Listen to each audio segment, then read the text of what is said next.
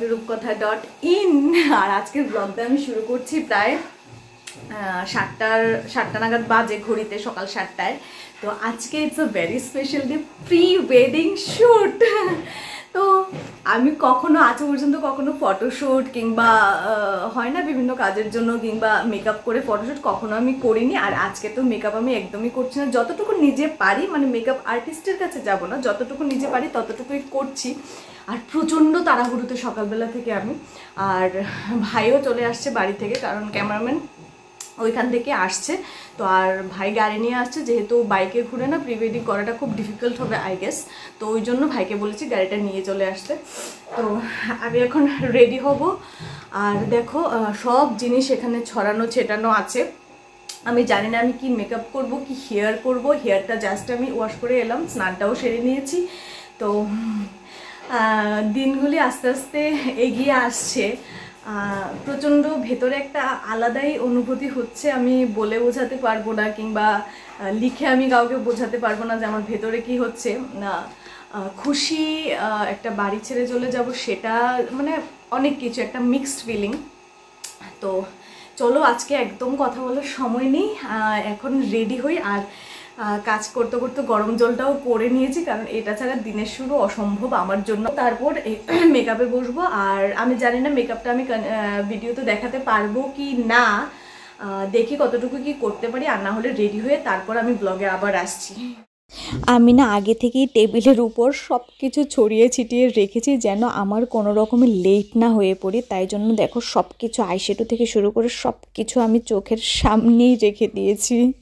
কি করে যে আমি ম্যানেজ করছি শুধু একমাত্র আমিই জানি।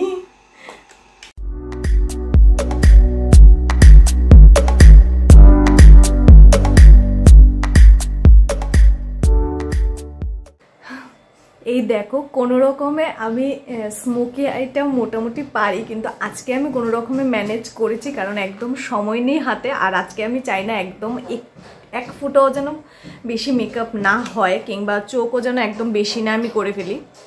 তো যতটুকু পসিবল হয়েছে, যতটুকু আমার দ্বারা সম্ভব হয়েছে ততটুকুই করেছি। জানি না কেমন লাগছে, তোমরা নিচে কমেন্ট সেকশানে বলো যে কেমন লাগছে। দেখো এত তাড়াহুড়ো করছি, কথাও আটকে যাচ্ছে। তো যাই হোক, এখন লিপস্টিকটা পরবো আর জাস্ট একটু হাইলাইট করব, তারপর রেডি হয়ে পরবো। এখন আমি অলমোস্ট রেডি। আর চুলটা না পরে খুলবো, দুলটাও আমি পরে পরছি। আর গলাতে এই শাড়ির সাথে কি যাবে না, দাঁড়াও তোমাদেরকে দেখাচ্ছি শাড়িটা। লিপস্টিকটাও আমি নিউডি রেখেছি। তো দেখ, দিস ইজ দ্য শাড়ি। এই শাড়িটা আমার এত পছন্দ, এত পছন্দ। এই শাড়িটাও আমাকে ওই দিয়েছিল, তো ওর দেওয়া শাড়ি দিয়ে আমি প্রি ওয়েডিং করবো। তো প্রথম ভেবেছিলাম একটু কটনের শাড়ি পরবো, অক্সিডাইজ জুয়েলারি পরবো, একদম বাঙালিয়ানা ওই লুকটা রাখবো, একটু স্মোকি লুক রাখবো, কিন্তু হয়ে ওঠেনি। তো ও বললো যে এটাই পর, তো এটাই পরছি। তো এই শাড়িটা আমি ওয়েট করছিলাম যে কবে পরবো। আর এটার ব্লাউজটাও এত ভালো বানিয়েছে। তো চলো একদম রেডি হয়ে তারপর তোমাদের সামনে আসছি।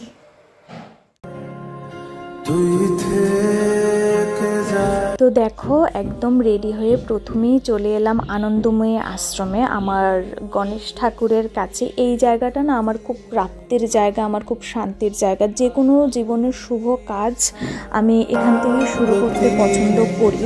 আর এই দেখো ইনি চলে এসেছেন, আর সাথে আছে মুক্তা, মানে আমাদের বোন, ওর বোন, তো ওর ছোট বোন। তো আজকে না যতগুলো ভিডিও ক্লিপ আছে, যতগুলো আমি ক্লিপস অ্যাড করেছি, সবগুলোই all credit goes to her. কারণ ও যদি ক্লিপগুলি না নিত আমি কিছুতেই তোমাদের সঙ্গে শেয়ার করতে পারতাম না। তো সবটা ক্রেডিটই আমি ওকে দিই। And thank you so much মুক্তা।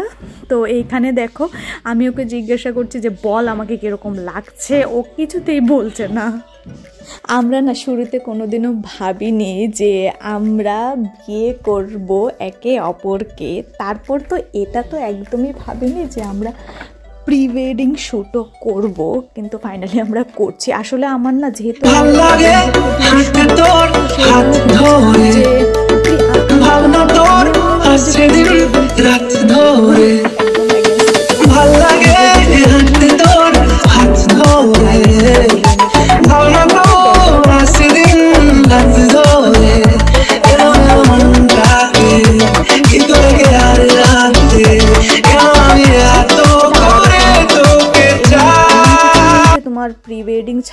হলে এতটা পে করতে হবে কিংবা ইনক্লুডেড হলে এতটা, প্যাকেজটা কিন্তু সেমই থাকবে। তো আমি ভাবলাম ঠিক আছে তাহলে করে নেওয়া যাক। তো ক্যামেরাম্যানও বললো যে আরে প্রি ওয়েডিং করলে দেখবে নতুন এক্সপিরিয়েন্স হবে, করে নাও তোমরা। তো সেই জন্য আমরা ভাবলাম যে করা যাক।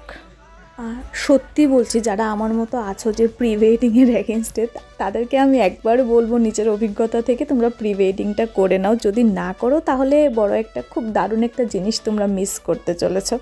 তো যাই হোক, আর দেখো এখানে সবাই বলছে তোমরা পোজ দাও, তোমরা এই করো সেই করো, কিন্তু আমাদের দ্বারা কিছুই হচ্ছে না। আমরা না আসলে কোনো দিনই আগে ক্লোজভাবে ফটো তোলা কিংবা সেইভাবে মানে আমাদের মধ্যে এগুলো ছিল না। আমরা জাস্ট বের হতাম, মানে অ্যাজ লাইক ফ্রেন্ডস বের হতাম, খেয়ে চলে আসতাম, চা খেতাম, ফুচকা খেতাম, স্কুটি দিয়ে ঘোরাঘুরি করতাম, ফ্রেন্ডসদের সাথে ঘোরাঘুরি করতাম, এটাই ছিল। তো আজকের দিনটা ফর মানে বোথ অফ আস একটু কঠিন, কারণ পোজ দিতে হচ্ছে, এই করতে হচ্ছে, সেই করতে হচ্ছে। তো যাই হোক,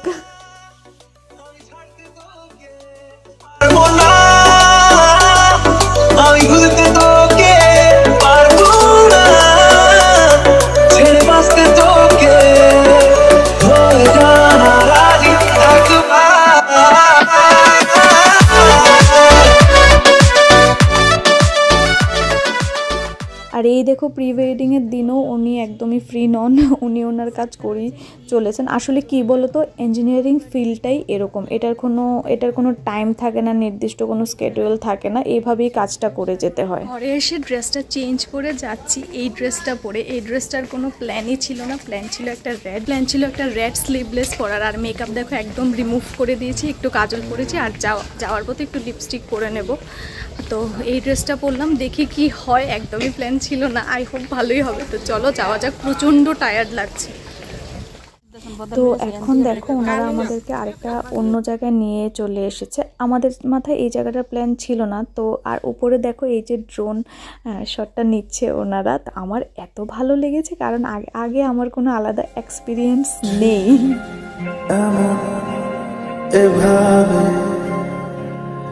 তুই থেকে যা স্বভাবে। আর প্রি ওয়েডিং ফটোশ্যুট এগুলো করার যে কতটা মুশকিল আমি আজকে বুঝতে পেরেছি। আর দিনের শেষে না আজকে শরীরটা সত্যিই খারাপ করছিল, আমি স্পেশালি আর কন্টিনিউ করতে পারিনি। তো আমি বললাম যে আর প্রয়োজন নেই, সত্যি আমার ধৈর্য আর দিচ্ছিল না। তো যাই হোক, আজকে সারাদিনের এই ছোটো ছোটো ক্লিপগুলো আমি যতটুকুই ছিল অ্যাড করে দিয়েছি। যদি ভালো লাগে ডু সাবস্ক্রাইব। কালকে ফিরে আসছি উইথ এ নতুন দিন অ্যান্ড উইথ এ নতুন ব্লগ। আর আমি জানি না মানুষ কী করে পোস্ট ওয়েডিংও করে। টাটা।